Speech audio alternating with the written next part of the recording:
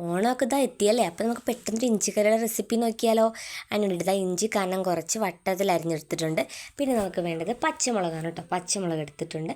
പിന്നെ കറിവേപ്പില, തേങ്ങ, പിന്നെ നമ്മളിത് നമ്മുടെ വാളംപൊടി വെള്ളത്തിൽ കുതിർത്ത് വെച്ചിട്ടുണ്ട്. പിന്നെ ശർക്കര പൊടിയാക്കിയത് എടുത്തിട്ടുണ്ട് കേട്ടോ. നമുക്ക് പിന്നെ പൊടികളായിട്ട് മഞ്ഞൾപ്പൊടി, മുളക് പൊടി, മല്ലിപ്പൊടി ഒരു പാത്രം വെച്ചിട്ട് നമുക്ക് തേങ്ങ വാർത്തെടുക്കാം. തേങ്ങ ഇട്ടും ഇടാതെയും നമുക്ക് ഉണ്ടാക്കാം. ഞാനിപ്പോൾ തേങ്ങ ഇട്ടിട്ടാണ് ഉണ്ടാക്കുന്നത്. തേങ്ങ നമ്മൾ തീയലിനൊക്കെ വറക്കില്ല, അതുപോലെ നന്നായിട്ട് റോസ്റ്റാക്കി അങ്ങ് എടുക്കാം കേട്ടോ.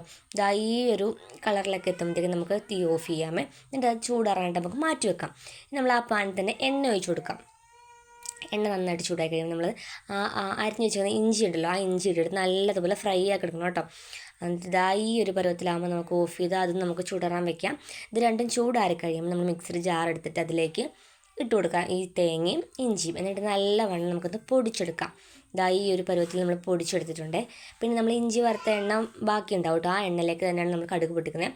ഇതാ കടുക് ഇട്ട് കൊടുത്തിട്ടുണ്ട്. കടുക് പൊട്ടി വരുമ്പോഴത്തേക്കും നമുക്കതിലേക്ക് പച്ചമുളക്, വറ്റൽമുളക്, പിന്നെ കറിവേപ്പില ഇതെല്ലാം ഇട്ട് കൊടുത്ത് നല്ലപോലെ ഒന്ന് മൂപ്പിച്ചെടുക്കാം കേട്ടോ.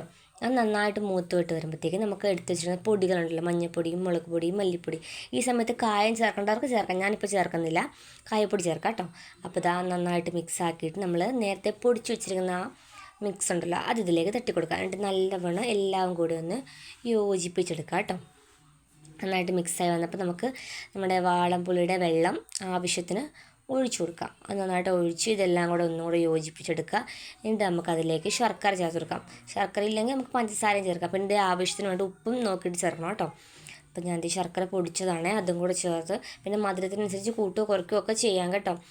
ചിലർക്ക് അധികം മധുരം ഇഷ്ടമുണ്ടാവില്ലായിരിക്കും. അപ്പം ഞാൻ എന്ത് ചെയ്യുന്നത്, എനിക്ക് ഇത്തിരി മധുരം ഇഷ്ടമുണ്ട്, കുറച്ചധികം ചേർക്കുന്നുണ്ട്.